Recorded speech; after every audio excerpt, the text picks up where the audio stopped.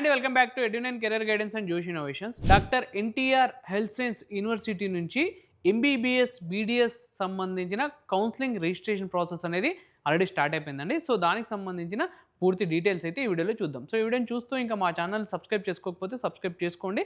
అలానే పక్కన ఉన్న బెల్ ఐకాన్ కనుక మీరు ప్రెస్ చేసినట్టయితే మాకు సంబంధించిన ప్రతి ఒక్క అప్డేట్ మీ వరకు అయితే వస్తుంది. ఓకేనా? So AP MBBS BDS counselling సంబంధించిన రిజిస్ట్రేషన్ ప్రాసెస్ అనేది ఆల్రెడీ మనకి స్టార్ట్ అయిపోయిందండి.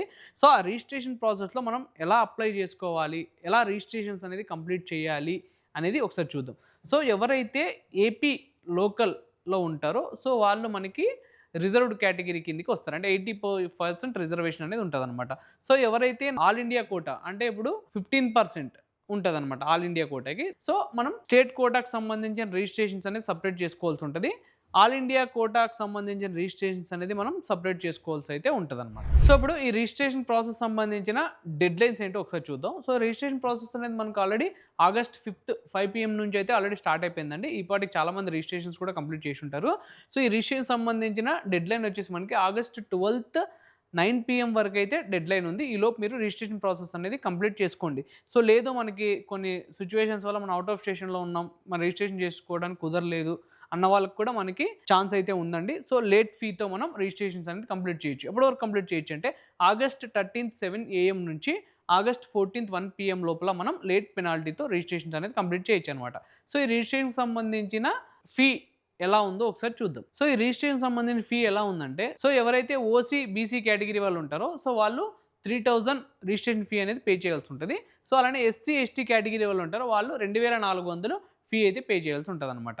సో ఇప్పుడు విత్ లేట్ పెనాల్టీతో ఎవరైతే రిజిస్ట్రేషన్ చేసుకోవాలనుకుంటున్నారో సో వాళ్ళకి సంబంధించింది 20,000 పెనాల్టీ అయితే పడుతుందండి. అంటే మనము ఇప్పుడు ఓసీ బీసీ క్యాండిడేట్స్ ఎవరైతే ఉన్నారో సో ఈ 20,000తో పాటు 3,000 అంటే 23,000 మనం పే చేయాల్సి ఉంటుంది ఎవరైతే లేట్ పెనాల్టీతో రిజిస్ట్రేషన్ చేసుకోవాలనుకున్న వాళ్ళు.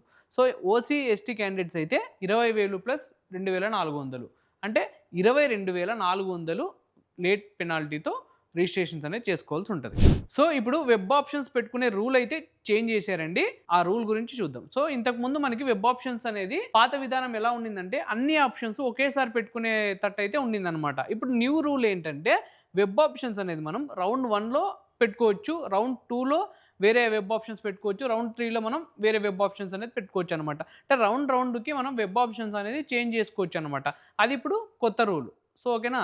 సో ఈ రూల్ని మీరు బాగా యూటిలైజ్ చేసుకోవచ్చు. ఎందుకంటే మనం రౌండ్ 1లో వచ్చిన కాలేజ్ రౌండ్ 2లో మళ్ళీ వేరే కాలేజ్ పెట్టుకోవచ్చు అనమాట. లోకల్ వర్సెస్ నాన్ లోకల్ గురించి అయితే చూద్దాం. సో ఎవరైతే లోకల్ అంటే ఏపీలో 9th నుంచి 12th వరకు స్టడీ అనేది కంప్లీట్ చేసి ఉంటారో సో వాళ్ళు లోకల్ కిందికి వస్తారు. ఎవరైతే 9th నుంచి 12th వరకు వాళ్ళ స్టడీ అనేది అదర్ అంటే ఇప్పుడు ఏపీలో కాకుండా తెలంగాణ, మహారాష్ట్ర ఇట్లా వేరే స్టేట్లో చేసి ఉంటే వాళ్ళు నాన్ లోకల్ కిందికి అయితే వస్తారు అనమాట.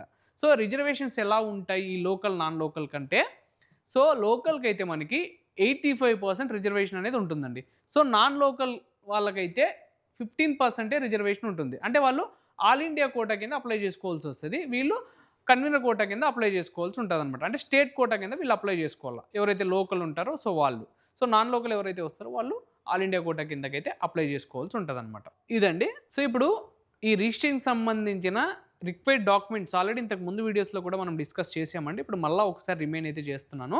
సో మనకి ఏ డాక్యుమెంట్స్ కావాలంటే నీట్ యూజీ స్కోర్ కార్డ్ అనేది మనకి కావాలి. అది స్కాన్ చేసి పెట్టుకోండి. SSC memo and inter memo, ఇంకొకటి స్టడీ సర్టిఫికేట్ 6th నుంచి 10th వరకు సంబంధించి స్టడీ సర్టిఫికేట్ కూడా స్కాన్ చేసి పెట్టుకోండి. టీసీ ట్రాన్స్ఫర్ సర్టిఫికేట్ కూడా స్కాన్ చేసి పెట్టుకోండి. స్కాన్ చేసుకున్న తర్వాత ఈ ఫైల్ సైజ్ ఎంత ఉండాలంటే మనకి మ్యాక్సిమం 500 KBలో ఉండేటట్టు అయితే చూసుకోండి. ఎందుకంటే 500 కన్నా ఎక్కువ ఉండింది అనుకోండి ఆ ఫైల్ అనేది యాక్సెప్ట్ చేయదనమాట. కాబట్టి మ్యాక్సిమం 500 కన్నా తక్కువ ఉండేటట్టు ఇవన్నీ స్కాన్ చేసేసి ఒక ఫోల్డర్లో అయితే పెట్టుకోండి.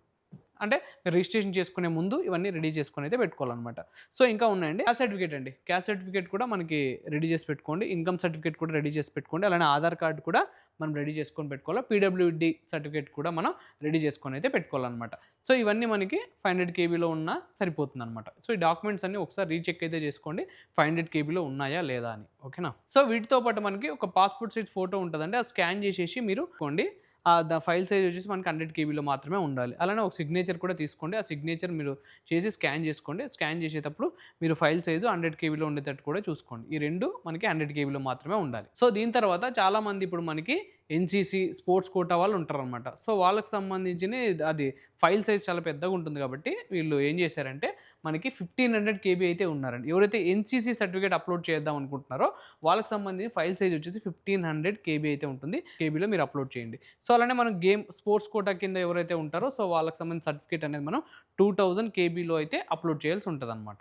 సో, ఎవరైతే ఇప్పుడు రిజిస్ట్రేషన్ చేసుకునే ముందు సో, డాక్యుమెంట్స్ అప్లోడ్ చేయడానికి రెడీగా ఉన్నారు. సో, వీళ్ళేందంటే చాలామంది ఇప్పుడు చాదస్తంతో ఏం చేస్తారంటే సో, మంచి ముహూర్తం చూసుకోవాలి. ఈ టైంలోనే డాక్యుమెంట్లు అప్లోడ్ చేస్తే నాకు నేను అనుకున్న సీటు అనుకున్న కాలేజీలో వస్తుంది అని చాలామంది ఉంటారు. సో, వాళ్ళందరూ ఇవన్నీ పక్కన పెట్టేసేయండి. ఎందుకంటే రిజిస్ట్రేషన్స్ మనం ఎంత త్వరగా చేసుకుంటే అంత బెటర్ అనమాట. చూసి జాగ్రత్తగా. సో, లేదు మనకు ముహూర్తాలు పెట్టుకొని ఈ టైంలోనే చేసుకుందామంటే కుదరదు. ఎందుకంటే ఆ టైంలో మీరు సర్వర్ ఇష్యూస్ రావచ్చు. ఇలాంటి చిన్న చిన్న ఇష్యూస్ ఉంటాయన్నమాట. సో, మనం అప్పటి వరకు వెయిట్ చేసి అలాంటి ఇష్యూస్ ఫేస్ చేసి చాలా ఇబ్బంది పడాల్సి అయితే చాలామంది ఇబ్బంది పడ్డారు.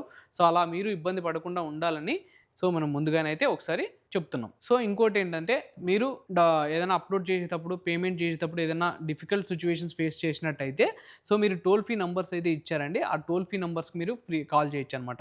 ఎప్పుడు నుంచి కాల్ చేయొచ్చంటే టైమింగ్ కూడా ఇచ్చారండి. 10 AM నుంచి 6 PM వరకు మీరు కాల్ చేయాలనమాట. సో, ఆ నంబర్స్ వచ్చేసి మీకు ఏమైనా జనరల్ క్వైరీస్ ఉంటే మీరు ఈ నంబర్స్‌కి అయితే కాల్ చేయండి. 8978780501 అయితే ఉంది. సో, అలానే ఈ నంబర్ మీకు తగలలేదు అయితే ఇంక ఈ నంబర్‌కి కాల్ చేయండి. 7997770168 ఈ నంబర్‌కి కూడా మీరు కాల్ చేసి మీకు జనరల్ క్వైరీస్ ఏమైనా ఉన్నా చూసుకోవచ్చనమాట. అలాంటి టెక్నికల్ ఇష్యూస్ ఉంటాయి కదండీ! సర్వర్ గాని, పేమెంట్ విషయం గాని. సో, దానికి సంబంధించి సెపరేట్ టోల్ ఫ్రీ నంబర్స్ అయితే ఉన్నాయి. సో, వీటికి మీరు కాల్ చేయొచ్చనమాట. 9007800707 ఈ నంబర్‌కి కాల్ చేయండి. ఈ నంబర్ తగలకపోతే మీరు 8008250842 ఈ నంబర్‌కి అనేది మీరు కాల్ చేయండి. సో, కాల్ చేసి మీకు ఏమైనా ఇష్యూస్ ఉంటే క్లియర్ చేసుకోండి. ఓకేనా? సో, ఇదండి AP MBBS, BDS, NEET counselling సంబంధించిన పూర్తి డీటెయిల్స్ అయితే. సో, ఈ వీడియో గనుక మీకు నచ్చినట్టయితే లైక్ చేయండి. మీ ఫ్రెండ్స్ అండ్ ఫ్యామిలీస్‌కి ఈ వీడియోని అయితే షేర్ చేయండి. తప్పకుండా మా ఛానల్‌ని అయితే సబ్స్క్రైబ్ చేసుకోండి. Thank you.